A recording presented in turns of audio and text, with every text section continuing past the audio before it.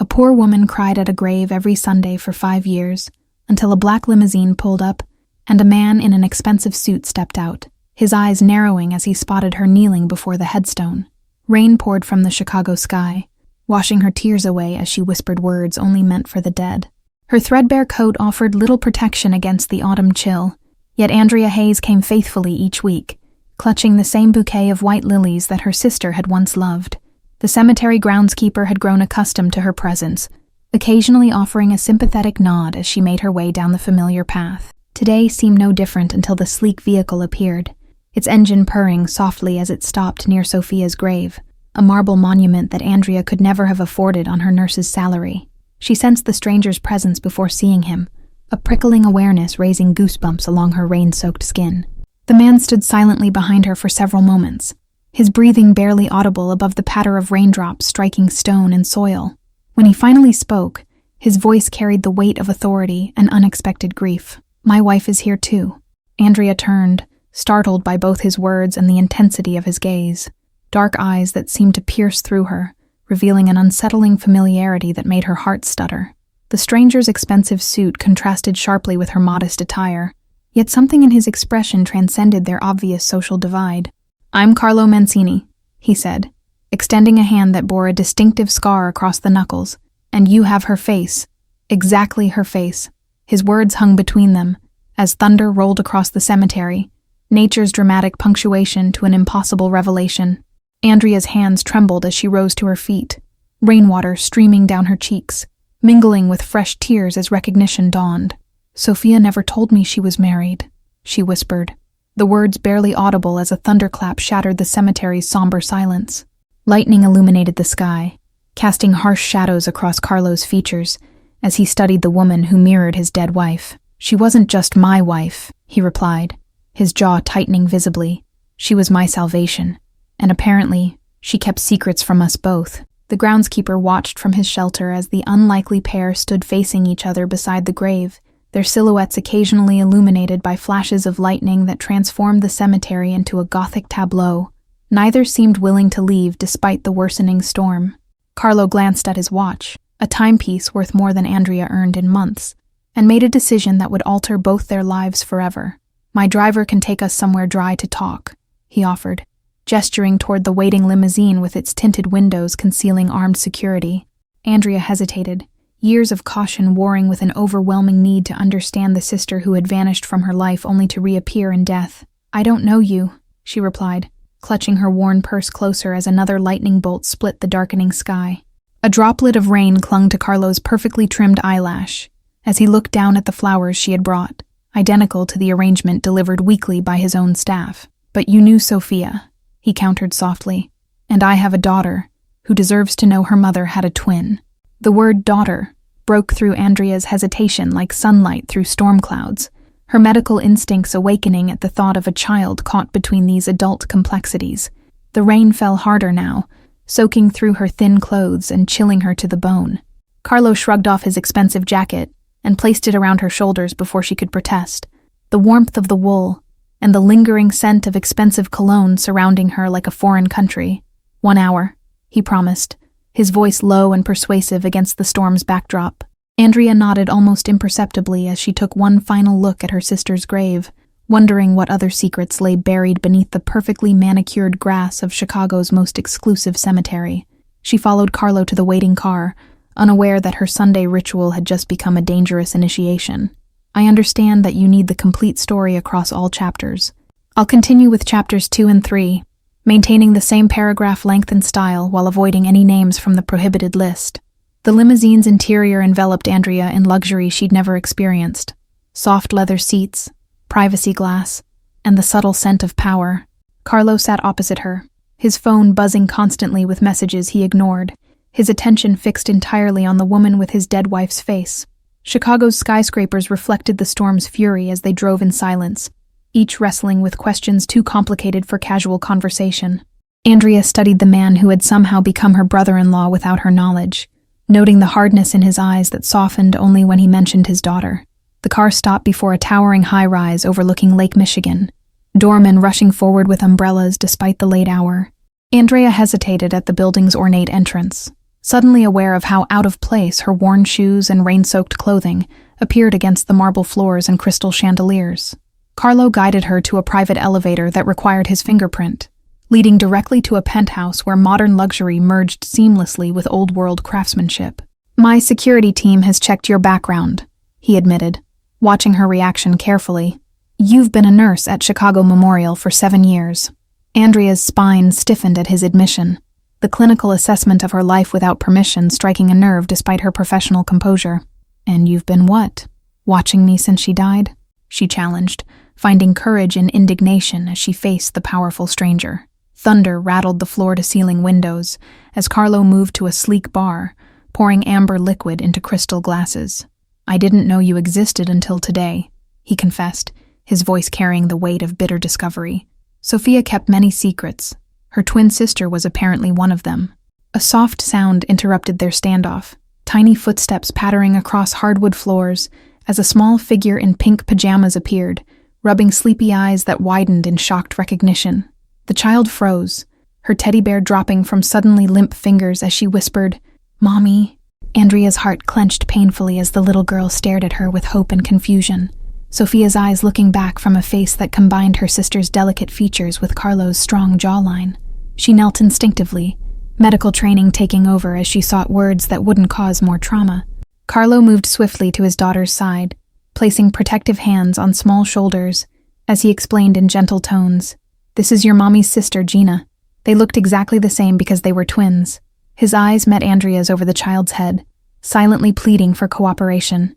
Gina looked between them with the penetrating insight only children possess, her small brow furrowing as she processed this new reality.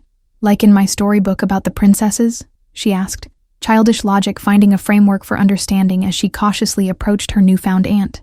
Childhood instinct won over adult caution as Gina reached out to touch Andrea's rain-dampened hair, wonder replacing confusion in eyes too young to have witnessed so much loss. "Can you stay for pancakes?" she asked, the simple question bridging worlds divided by secrets and social barriers. Andrea glanced at Carlo, seeking permission she suddenly realized she needed in this unfamiliar territory. "I think we have a lot to talk about first," she answered honestly, unwilling to make promises to a child already scarred by abandoned expectations and maternal absence. Carlo nodded almost imperceptibly, gratitude flickering briefly across features schooled to reveal nothing. "It's past bedtime, princess," he reminded gently, his tone transforming completely when addressing his daughter. "Anna will tuck you in while we talk. Grown-up things." The nanny materialized as if summoned by thought alone, efficiently shepherding the reluctant child back to bed with practiced ease. Once alone, Carlo's demeanor shifted back to guarded intensity as he handed Andrea a photograph showing 2 identical women as teenagers, sisters separated by choice rather than circumstance. Andrea's fingers trembled as she traced her sister's teenage smile, memories flooding back of their last bitter argument, before Sophia disappeared from her life without explanation. "She left everything behind," she whispered, eyes lifting to meet Carlo's calculating gaze. "Why would she cut me out completely?" The storm outside intensified, mirroring the emotional tempest building within the penthouse as Carlo retrieved a leather-bound journal from a hidden wall safe. "She kept this," he explained, placing the diary between them like a bomb waiting to detonate. "I found it after the accident." Andrea hesitated before opening the journal, recognizing Sophia's elegant handwriting on pages filled with secrets never shared in life. The entries chronicled a carefully constructed existence, one where her sister had transformed from struggling nursing student to mafia wife through a chance hospital encounter. Carlo paced restlessly as Andrea read, the powerful man suddenly vulnerable as their shared loss connected them across social divides. "She was working night shift in the emergency department," he explained, voice softening with memory. "I came in with a gunshot wound that couldn't involve police." Sophia's journal described her fear that night, followed by fascination with the dangerous man whose life she saved. A twisted fairy tale beginning that evolved into genuine love despite the violent world he inhabited. Andrea's tears spotted the pages as she discovered the sister she'd never truly known. "She tried to contact you," Carlo revealed, retrieving unopened letters addressed in Sophia's handwriting from the safe. "But returned mail and disconnected numbers convinced her you wanted nothing to do with her new life." His accusation hung in the air between them, unspoken but palpable. Andrea's hands shook as she examined postmarks from years when she'd been constantly relocating, following hospital residency assignments across the country, while mourning a sister she believed had abandoned her. "I never received these," she whispered, grief and lost opportunity overwhelming her composure. The revelation that their estrangement had been circumstantial rather than intentional created a fragile connection between the unlikely pair, both victims of Sophia's unintended vanishing act. Carlo's expression softened momentarily, before professional caution reasserted itself in his rigid posture. "There's something else you should know," he said, retrieving hospital records from his desk drawer. "The accident that killed her wasn't random. It was meant for me." The clinical description of Sophia's injuries felt obscene to Andrea, her medical knowledge painting vivid images of her sister's final suffering. Carlo watched her reaction carefully, assessing her resilience as he gradually revealed the dangerous reality surrounding his family. "My enemies are constantly looking for leverage," he explained, his voice hardening with controlled rage. "Sophia kept you secret to protect you." Lightning illuminated the penthouse as Andrea processed this new understanding of her sister's choices: sacrifice disguised as abandonment, protection mistaken for rejection. "And now I've walked straight into your world," she realized aloud, new fear dawning in her eyes. Carlo nodded grimly, pouring himself another drink, as security personnel discreetly checked the perimeter of the luxurious apartment. "You were photographed getting into my car," he confirmed, technology revealing what the storm had concealed. "By morning, everyone will know you exist." The implications settled over Andrea like a physical weight. Years of medical training, insufficient preparation for entry into Chicago's criminal underworld. "What does this mean for me? For my job, my patients, my life?" she asked, practical concerns emerging through emotional overload. Carlo's answer was interrupted by his phone vibrating with urgent messages, his expression darkening as he scanned the screen. "It means we have less time than I thought," he stated flatly, signaling to his security team as he made rapid decisions. "You can't go back to your apartment tonight." Andrea wanted to protest but recognized the gravity in his expression, years of emergency room triage teaching her when situations required immediate action rather than discussion. "What about Gina?" she asked, maternal instinct focusing on the child caught in this dangerous reunion. Carlo's expression softened briefly at his daughter's name, before hardening into resolute determination. "You're a ghost from her mother's past, who shares her face," he said, making calculations only a man accustomed to constant threat could comprehend, "which makes you either the perfect protection or the perfect target." Andrea found herself whisked through Chicago's rain-slicked streets in an armored SUV by morning, her hospital shift covered by an anonymous donation to the administrator's charity. Sleep had evaded her in the penthouse's luxurious guest suite, her mind racing with implications of her newfound connection to the city's criminal elite. Carlo materialized in the doorway of the safe house, a deceptively modest brownstone with state-of-the-art security systems hidden behind vintage architecture. His tailored suit contrasted sharply with the casual clothes his men had procured for Andrea, the shopping tag still dangling from sleeves that perfectly fit her measurements. "Someone accessed your personnel files at the hospital this morning," he informed her, watching her expression carefully as he delivered news that transformed theoretical danger into concrete reality. The clinical precision in his voice reminded Andrea of doctors delivering terminal diagnoses, emotionally detached yet unmistakably grave. The safe house windows revealed a perfect view of Andrea's apartment building across the park, the strategic location suddenly obvious as Carlo handed her binoculars. Through powerful lenses, she observed two men in nondescript clothing, forcing her apartment door, their methodical movements betraying professional training rather than opportunistic burglary. Andrea's throat tightened as she watched strangers rifling through her modest possessions, the violation of her private space rendering theoretical danger viscerally real. "Who are they?" she whispered, medical training keeping her voice steady despite the adrenaline flooding her system. Carlo's jaw tightened almost imperceptibly as he observed the intruders through his own binoculars, recognition flickering across features schooled to reveal nothing. "Santini family enforcers," he replied, naming rivals whose territory bordered his own. "They've been looking for leverage against me since the shipping route dispute." Andrea watched helplessly as the men discovered her nurse certification prominently displaying her full name and credentials, their animated conversation visible even without hearing their words. The photograph beside it, Andrea and Sophia as teenagers before life separated them, seemed to cause particular excitement as one man immediately made a phone call. "They'll connect you to me within hours," Carlo concluded, making rapid calculations only a man accustomed to constant threat assessment could comprehend. His phone buzzed with incoming intelligence, security teams reporting increased activity across rival territories throughout Chicago's underworld network. Andrea stepped away from the window, medical pragmatism asserting itself through the emotional turmoil of her shattered reality. "What about my patients?" she asked, professional dedication momentarily overshadowing personal safety. "I have post-surgical follow-ups and treatments scheduled all week." Carlo's expression softened momentarily, recognizing the same selfless dedication that had first drawn him to Sophia years earlier in a hospital emergency room. "Your patients have been reassigned to other nurses," he explained, technology and influence eliminating obstacles most people would find insurmountable. A soft knock interrupted their tense exchange, security personnel appearing with a tablet displaying surveillance footage of Andrea's hospital floor, the methodical search of her locker, the questioning of colleagues, the examination of her schedule, all executed by men whose casual clothes couldn't disguise their dangerous purpose. "They're thorough," Carlo acknowledged with grudging professional respect, tactical mind assessing opponents even as he formulated countermeasures to protect his unexpected new responsibility. The ghost of Sophia seemed to hover between them, her secrets creating danger neither could have anticipated. Andrea sank onto a leather sofa, nursing instincts cataloging her own symptoms of shock, as clinical detachment provided momentary refuge from overwhelming emotion. "Why would they care about me?" she asked, voicing the central question that transformed her from anonymous nurse to high-value target overnight.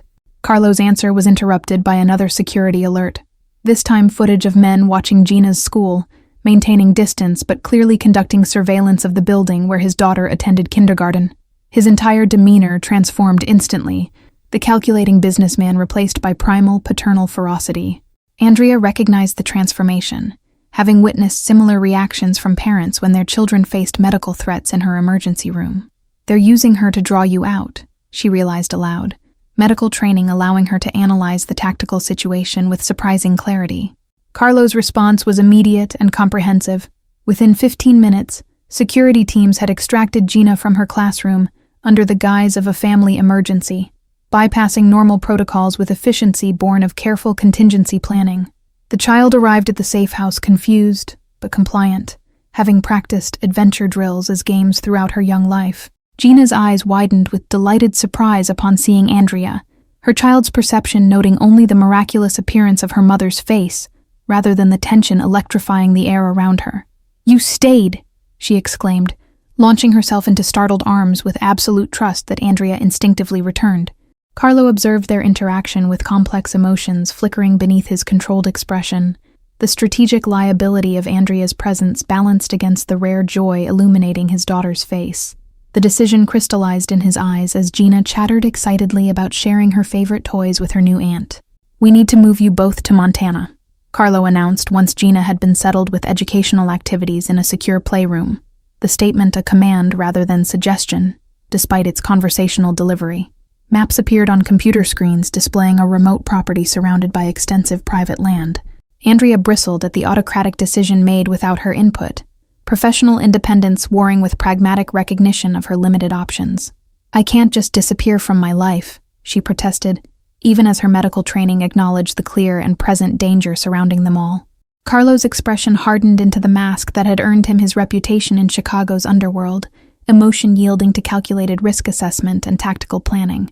"You already have disappeared," he countered, displaying real-time footage of police at her apartment, responding to anonymous reports of gunshots. The staged crime scene unfolded with methodical precision on multiple screens.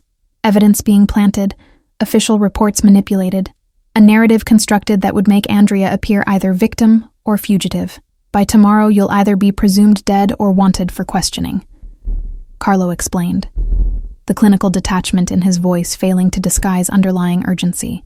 Andrea watched her carefully constructed life dismantled with surgical precision, years of professional dedication and personal struggle rendered meaningless in hours. "And if I refuse?" she challenged, needing to assert some control, even as she recognized the futility of resistance against forces beyond her comprehension. The answer came not from Carlo but from the secure playroom, where Gina had fallen asleep clutching both her teddy bear and a framed photograph of Sophia she'd retrieved from her backpack. The child's peaceful expression contrasted sharply with the danger surrounding her, innocence preserved through deliberate ignorance of the violent world financing her privileged existence. She hasn't slept through the night since Sophia died, Carlo observed softly, vulnerability briefly visible through the armor of his customary detachment. The unspoken implication hung between them.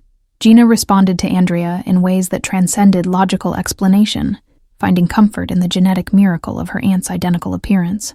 Andrea's medical training recognized the psychological implications, the child's grief finding unexpected healing through this genetic coincidence that offered neither explanation nor apology. "I can't replace Sophia," she warned, unwilling to create new trauma through false expectations or temporary connection. Carlo's jaw tightened almost imperceptibly, years of negotiation experience recognizing the unspoken conditions behind her statement. "I'm not asking you to replace her," he clarified, tactical mind already formulating contingency plans. "I'm asking you to help protect what she loved most." The manipulation was masterful yet transparent, appealing simultaneously to Andrea's professional compassion, newfound family connection, and basic survival instinct. "For how long?" she asked, the question acknowledging implicit acceptance even as she sought to establish some boundary in this forced alliance. Carlo's phone buzzed with another security alert, his expression darkening as he viewed footage of additional Santini enforcers establishing surveillance positions around the hospital administrator's home. "Until I eliminate the threat," he answered, the euphemism failing to disguise the violent reality of his intended solution. Andrea's emergency room experience translated his meaning instantly, years of treating gunshot victims providing graphic understanding of what eliminating threats entailed in Carlo's world. "I won't be part of violence," she stated firmly, ethical boundaries asserting themselves despite her compromised position. The Montana ranch materialized from mountain fog as their helicopter descended, the sprawling property's isolation, both comforting and intimidating to Andrea's urban sensibilities. Log buildings nestled against forest edges appeared deceptively rustic, their traditional architecture concealing security technology that would make military installations envious. Gina's excitement proved contagious as she pulled Andrea through rooms filled with Western warmth, handcrafted furniture, woolen throws, and stone fireplaces creating atmosphere that belied the property's defensive capabilities. "This is where we come when Daddy needs quiet," she explained, childhood perception identifying emotional rather than tactical motivations. Carlo observed their tour from doorways, his customary suit exchanged for casual clothing that failed to diminish his authoritative presence. The softening in his expression when watching his daughter remained carefully controlled, vulnerability permitted only in fleeting moments between strategic assessments. Andrea unpacked the hastily gathered belongings Carlo's team had provided, designer labels and perfect sizing, reminding her how thoroughly her privacy had been compromised even before their cemetery meeting. The bedroom's windows revealed breathtaking mountain vistas that felt surreal compared to Chicago's urban landscape, beauty and danger coexisting in uncomfortable proximity. Security personnel maintained discreet presence throughout the property, their weapons concealed but accessible as they patrolled boundaries and monitored surveillance equipment with professional vigilance. Andrea's medical training recognized their focused alertness, similar to surgical teams prepared for sudden complications during high-risk procedures. Carlo joined Andrea on the porch that evening after Gina's bedtime, mountain silence emphasizing the gravity of their conversation as he handed her a secure tablet. "Chicago police found blood matching your type in your apartment," he informed her, displaying news reports declaring her missing and potentially injured.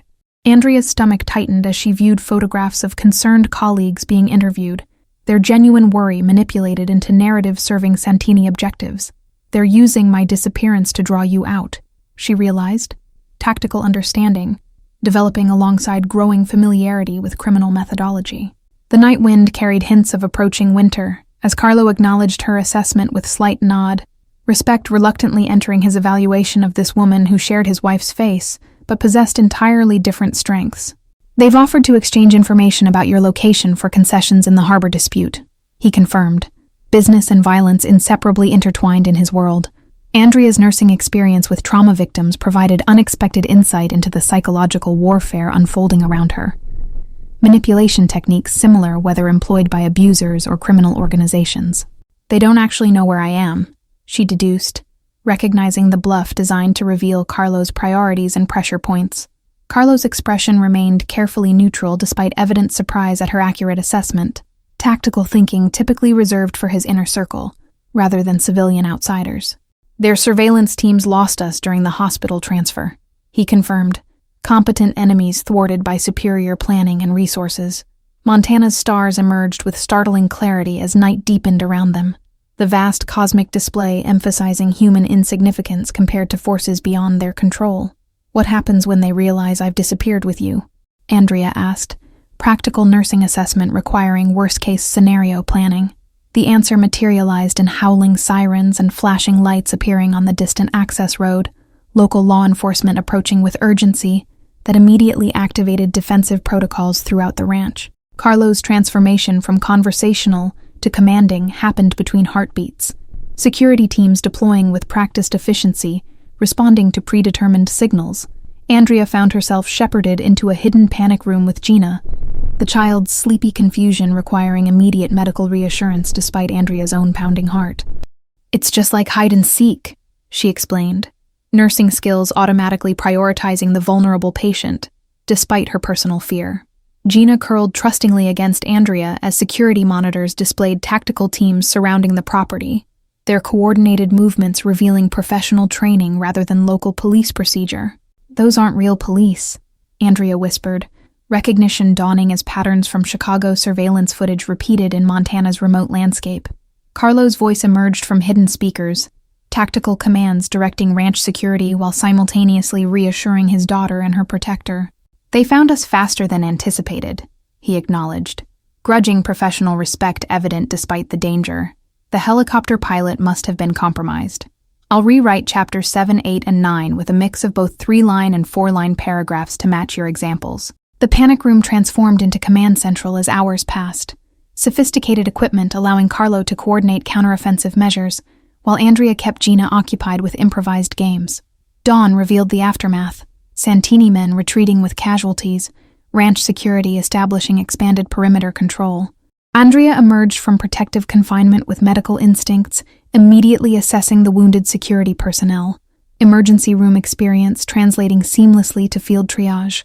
Her calm efficiency impressed even Carlo's most hardened men, respect entering their eyes as she stabilized injuries that would have proven fatal without intervention.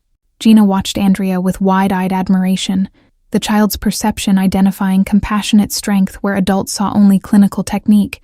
You fix people like Mommy did, she observed, creating unexpected emotional connection. Carlo observed their interaction from the doorway, complex emotions flickering beneath his controlled expression. Professional assessment acknowledged Andrea's value beyond her genetic coincidence. Tactical asset evolving into human connection despite his careful emotional barriers. The mountain forest surrounding them provided natural security as Andrea hiked with Gina later that day, ranch boundaries invisibly guarded by men whose presence remained deliberately unobtrusive. Childhood wonder proved contagious as tiny hands collected colorful treasures. Carlo joined them at a stream crossing, his customary vigilance momentarily softened by mountain serenity. You're good with her, he acknowledged, rare compliment revealing more than intended as he helped Andrea navigate slippery stones.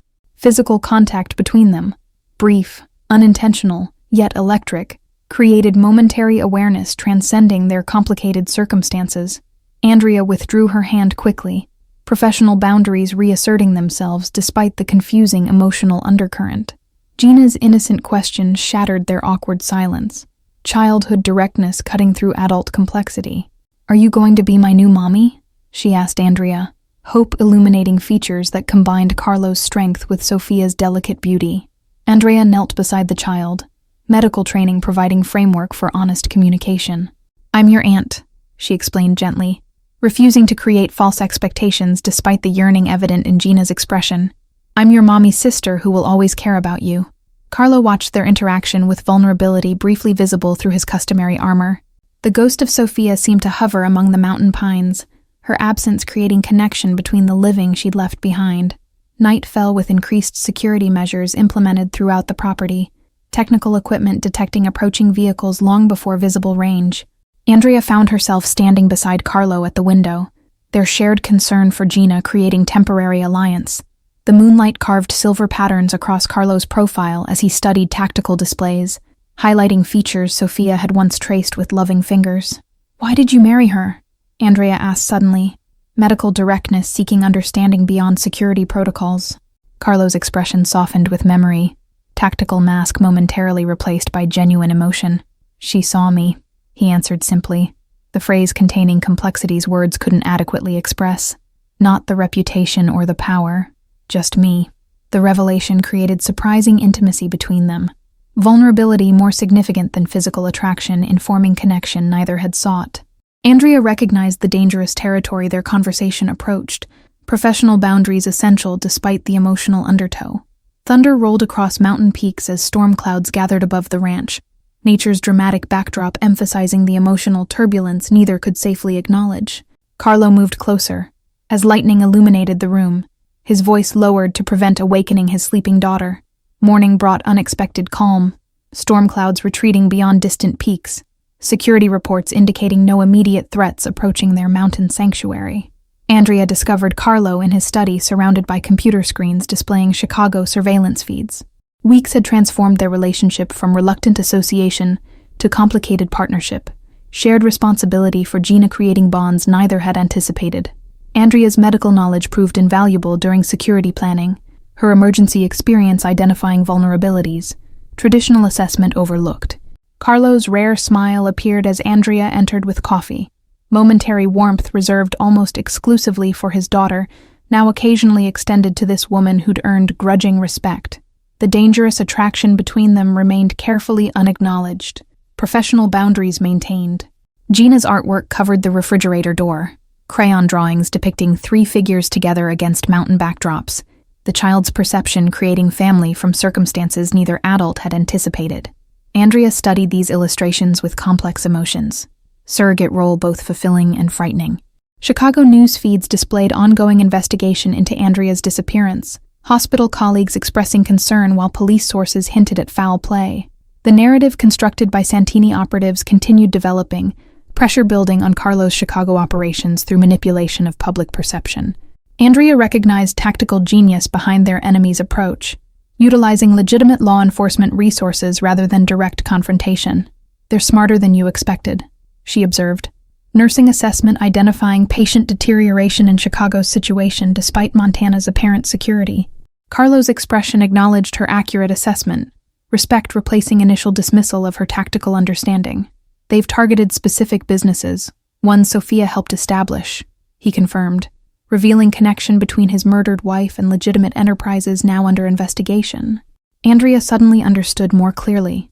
Not just Sophia's death, but her life had been deliberately targeted. "She was helping you go legitimate," Andrea realized aloud, journal entries suddenly forming coherent pattern beyond her initial comprehension.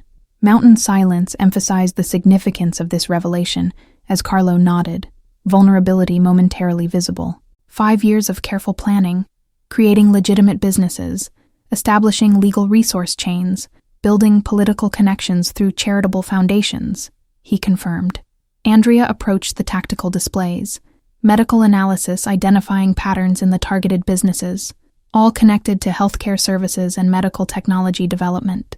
She was using her nursing background, she whispered, discovering her sister's hidden legacy.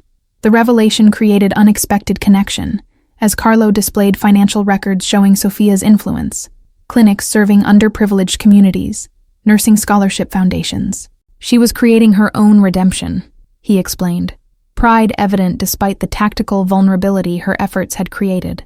Andrea studied these records with growing understanding of her sister's complex choices. Separation from family enabling transformation that couldn't have occurred within ethical boundaries of traditional nursing. And the Santini family doesn't want legitimacy, she deduced. Carlo's expression darkened as he displayed intercepted communications between rival family members, their strategy explicitly targeting legitimate businesses as points of vulnerability. "They're forcing me back toward traditional operations," he confirmed, the euphemism failing to disguise criminal activities. Security alerts interrupted their conversation, Montana sheriff's vehicles approaching the property with official notifications rather than tactical threat. Carlo reviewed surveillance footage of approaching officers, their procedures indicating legitimate law enforcement. Andrea recognized the critical moment, weeks of planning culminating in decision point that would determine Carlo's future direction. "What will you choose?" she asked softly, the question encompassing business strategy, personal ethics, and Gina's future simultaneously. The Chicago courthouse stood imposingly against winter sky, Andrea's testimony about hospital corruption, creating headlines across medical industries nationwide. 3 months had transformed her from missing nurse to federal witness, her evidence dismantling Santini family infiltration of healthcare systems. Carlo watched from secure video feed in Montana, his daughter beside him as Andrea answered questions with professional precision. Tactical sacrifice of certain business interests had preserved core operations Sophia had established. Strategic retreat enabling long-term transformation. Gina's hand remained trustingly within her father's grasp as they observed the woman who had become integral to their disrupted lives. "Is Aunt Andrea coming home soon?" she asked, concept of home evolving to include this woman who shared her mother's face. Montana ranch security had evolved from tactical necessity to comfortable routine. Andrea's medical clinic serving local ranchers, establishing legitimate community presence.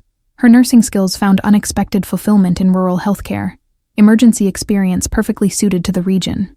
Carlo's business transformation accelerated under Andrea's influence, healthcare enterprises expanding through legitimate channels, while traditional operations gradually converted toward legal frameworks. Their partnership evolved beyond protective necessity into shared vision. The local sheriff, initially suspicious of the newcomers, had become an unexpected ally after Andrea saved his daughter during a severe allergic reaction, her emergency skills bridging social divides that money and power could not. Community acceptance transformed their mountain refuge from hideout to home, Carlo's security team gradually blending into local life through genuine connection. Sophia's journal entries revealed a detailed 5-year plan for complete legitimacy, ambitious timelines, and business models that Andrea had begun implementing with modifications reflecting her own medical expertise. Chicago authorities, guided by careful anonymous tips, had systematically dismantled Santini operations without revealing Carlo's involvement, creating power vacuum that legitimate businesses quickly filled. Spring arrived with mountain wildflowers replacing winter snow, natural beauty emphasizing renewal possibilities that extended beyond seasonal change. Andrea found Carlo in Sophia's garden, space his wife had designed but never seen completed, perennial bulbs emerging with colorful promise. Physical proximity between them no longer carried awkward tension, comfortable silence replacing tactical vigilance. "She would have loved this," Andrea observed softly. Connection to her sister strengthened through months understanding the woman Sophia had become. Carlo nodded, vulnerability now occasionally permitted in Andrea's presence, as trust replaced suspicion. "She planned everything, even the colors emerging in specific sequence," he explained. Appreciation for detail reflecting respect beyond romantic memory into genuine admiration. Gina's delighted voice interrupted their shared moment as she discovered first butterfly of season hovering above emerging flowers. The child ran toward them clutching carefully gathered wildflower bouquet, family creation occurring through shared experience rather than biological connection.